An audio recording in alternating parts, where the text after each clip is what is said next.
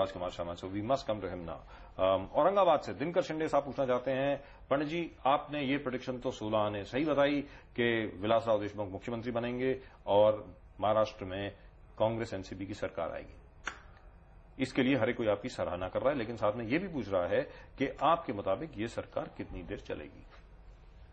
वो उस बात का भी जिक्र यहां हो चुका है, क्योंकि 13 तारीख की शादी अमावस्या के दिन जिस तरह चुनाव हुए और उस चुनाव के उपरांत जिस तरह की परिस्थितियां 14-15 दिन विलंब हुआ सरकार बनाने के लिए, उससे भी संकेत आगे के मिलते हैं. और आगे के संकेतों में जब मुख्य जो अध्यक्ष हैं उनका अध्ययन करते हैं तो सरकार चलने का यहां तक आसार है. उसमें स्थगित जो स्ट्रेंथ है वो कहीं ना कहीं कमी उसमें महसूस होगी. और ज्यादा से ज्यादा 3 और उससे ज्यादा पकड़ेंगे तो 3 साल 4 महीने, उससे ज्यादा चलना मुश्किल है जी. और ग्रहों की परिस्थिति से, बाकी मैं राजनीतिक और ये एक बार फिर हम अपने दर्शकों को बता दें कि पंडित जी जो बोल रहे हैं वो सिर्फ एस्ट्रोलॉजिकली बोल रहे हैं, यानी सिर्फ ज्योतिष विद्या के आधार पर बोल रहे हैं. पंडित जी एक और प्रश्न जो बार बार आ रहा है वो ये है कि क्या ये सरकार महाराष्ट्र के लिए अच्छी होगी या नहीं होगी, ये वास्तविकता में विकास के काम करेगी या नहीं करेगी, बताएं. जरूर. माननीय श्री शरद पवार के जन्म तारीख के आधार पर और श्री विलासराव देशमुख और आर पाटिल, उनके जन्म तारीखों का जब हम गहनता से अध्ययन करते हैं तो इस बात में कोई दो राय नहीं कि इस सरकार में बॉम्बे में और महाराष्ट्र में बहुत खुशहाली होगी.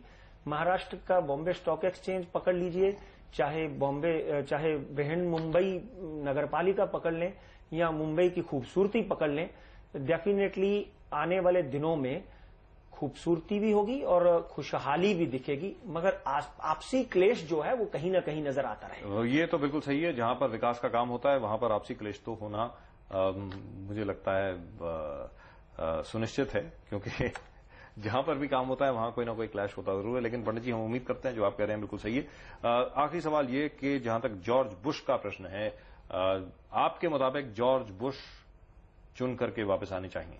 जी. तो अमेरिका और हिंदुस्तान के जो संबंध हैं वो अच्छे रहेंगे या फिर कोई तनावपूर्ण स्थिति पैदा होगी?